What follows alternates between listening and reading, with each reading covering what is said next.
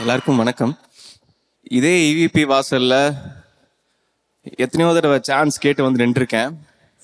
இதே இவிபியில் அசிஸ்டன்ட் டைரக்டராக பல தடவை ஓடி இருக்கேன்.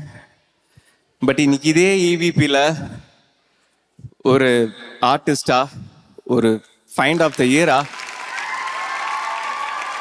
வந்த வருஷத்துலேயே இப்படி ஒரு ஏபியோட இதை நான் வாங்குவேன்னு சத்தியமாக நினச்சி கூட பார்க்கல.